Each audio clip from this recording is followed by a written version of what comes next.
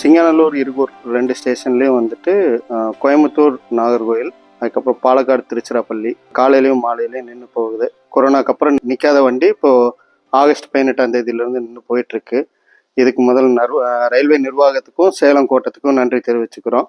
இதை தொடர்ந்து நாங்கள் வந்து இதை 2 ஸ்டேஷன்லேயும் basic facilities, platform upgradation, water facility, toilet, parking facility இதெல்லாம் கேட்டிருந்தோம். இது சம்மந்தமாக ரீசெண்டாக இப்போ டெண்டருமே கொடுத்துருந்தாங்க. டெண்டர் வந்துட்டு சோமனூர், இருகூர், சிங்காநல்லூர் 3 பகுதிக்கு சேர்ந்து கிட்டத்தட்ட ஒரு 9.5 கோடிக்கு பக்கம் டெண்டர் அறிவிச்சிருந்தாங்க. அந்த டெண்டரை தொடர்ந்து இப்போ வந்து சோமனூரில் வந்துட்டு வேலைகள் போய்கிட்டு இருக்கு.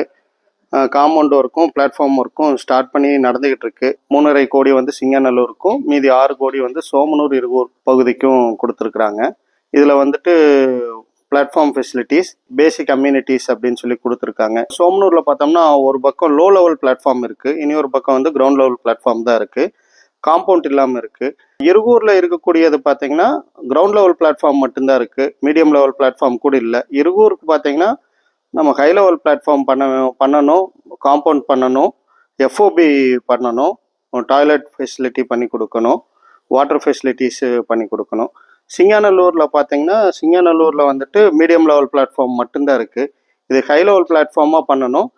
இதை கொஞ்சம் வேகப்படுத்தி இருகூர்லேயும் சிங்காநல்லூர்லேயும் இதர வேலைகளும் பேசிக் ஃபெசிலிட்டிஸ், பார்க்கிங் பண்ணி கொடுக்கணும், வாட்டர் ஃபெசிலிட்டிஸ், டாய்லெட் ஃபெசிலிட்டிஸ் எல்லாம் பண்ணி கொடுத்தா இன்னும் மக்களுக்கு கொஞ்சம் ஈஸியாக இருக்கும் வந்து போகிறதுக்கு. அதே மாதிரி சிங்காநல்லூர் உள்ளே வர்றதுக்கு அப்ரோச் ரோடு வந்து ரெடி பண்ணி கொடுக்கணும். இப்போ நம்ம அந்த ஒரு நகர்க்குள்ளே பூந்து வர மாதிரி இருக்குது. அது இல்லாமல் மெயின் ரோட்லேருந்து ஆக்சிஸ் இன் அவுட் வந்து பண்ணி கொடுத்தாங்கன்னா ரொம்ப சிறப்பாக இருக்குன்னு ரயில்வே நிர்வாகத்தை கேட்டுக்கிறோம். சிங்காநல்லூர், இருகூர் 2 ஸ்டேஷன்லேயும் பார்த்தீங்கன்னா இன்னும் ஹால்ட் ஸ்டேஷன் கேட்டகரியில் தான் இருக்குது. அது வந்துட்டு அப்கிரேட் பண்ணணும். அப்புறம் டிக்கெட்டிங் வந்து டிஜிட்டலைஸ் பண்ணி கொடுத்தாங்கன்னா இன்னும் கொஞ்சம் நல்லாயிருக்கும். இப்போது ரயில்வே நிர்வாகத்தில் வந்துட்டு ஸ்டேஷன் அதோட வருமானத்துக்கு தகுந்த மாதிரி வந்து கிரேட்ஸ் இருக்குது. ஹால்ட் கேட்டகரி 1, 2, 3 அந்த மாதிரி. அதில் வந்து சிங்காநல்லூர் வந்து ஹால்ட் கேட்டகரி HG2 கேட்டகரியில் இருக்குது. பேசஞ்சர் வந்து போகிறதோட வருமானத்தில் வந்துட்டு அவங்க தரம் பிரிப்பாங்க. இப்போ இந்த பேசிக் ஃபெசிலிட்டிஸ் எல்லாம் பண்ணி கொடுத்தாங்கன்னா உங்களுக்கு வந்துட்டு மக்கள் அதிகப்படியாக வந்துட்டு போகையில் உங்களுக்கு ஸ்டேஷனோட அப்கிரேடேஷனுக்கு அது யூஸ்ஃபுல்லாக இருக்கும்.